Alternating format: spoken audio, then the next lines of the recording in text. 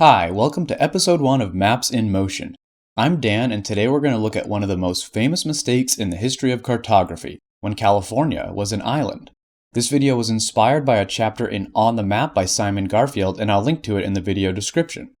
At the turn of the 16th century, the discovery of the New World was a hot topic in Spain. No one really knew what it looked like, so there were plenty of legends and stories, including one Spanish romance novel that mentions an island called California. Now let's go to the first European contact with California, which we can trace all the way to the last major expedition of Hernán Cortés. So in 1533, while exploring northwest Mexico, Cortés sends an expedition across the Gulf. They land at present-day La Paz, but there's a mutiny and other complications which forces them to return to New Spain. Cortés himself crosses the Gulf in 1535, names the settlement Santa Cruz and the land around it California after the legends. So maybe for a few years the Spanish thought they were on an island just because they hadn't sailed around it yet. At this point, Cortés was losing support for his rapid conquering and colonization, so Santa Cruz fails, and it's not until 1539 when Cortés, out of his own pocket, commissions his friend Francisco de Ulloa to sail up the Gulf in search of the Straits of Anian, aka the Northwest Passage. Remember, a fast route to the Indies was a major driver for the age of exploration in the first place. De Ulloa embarks from Acapulco, names the Sea of Cortés for his friend, and sails north, pretty much as far as he can until he has to turn around. He sails down the west side of the Gulf, basically establishing that California is a peninsula before banging a Yui and getting lost at sea. So the next year, the new Viceroy of New Spain, Antonio de Mendoza, commissions the Coronado Expedition. This was mostly an overland excursion, but for this episode, the important part is the coordinated sea expedition led by Hernando de Alarcón. He sails to the mouth of the Colorado River, which he names Buenaguilla, and then rows as far north as Yuma, confirming Ulloa's findings that there's no waterway to the Pacific from here. Alarcón's pilot, Domingo de Castillo, recorded this in his logs and maps, which would contribute to the first printed map featuring California.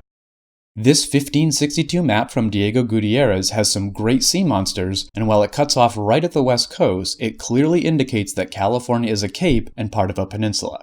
Then, in 1625, California floats away from the mainland entirely in a famous map published in London by Henry Briggs, alongside an article about that infamous Northwest Passage. This map influenced others for decades and led to depictions of California like this, and this, despite personal accounts from people like Jesuit friar Eusebio Kino. It took a royal decree from Ferdinand VII of Spain in 1747 saying California is not an island to finally debunk the idea. So what happened? We can actually trace the mistake to a few rumors and a politically motivated Spanish friar. In 1579, after raiding Spanish settlements up the South American Pacific coast, Sir Francis Drake made landfall probably around today's Drake's Bay and established New Albion, a sea-to-sea claim for the crown of England. Then, in 1592, Juan de Fuca sailed up the Pacific coast and claimed to have found the Strait of Anian. He may have only found the strait south of Vancouver Island, currently bearing his name, or nothing at all. It's debatable. He may not even exist. But importantly, his journeys reinvigorated the pursuit of a Northwest Passage and the belief that a waterway existed deep into the American continent. In 1602, Sebastian Vizcaino is commissioned by New Spain to map the California coastline.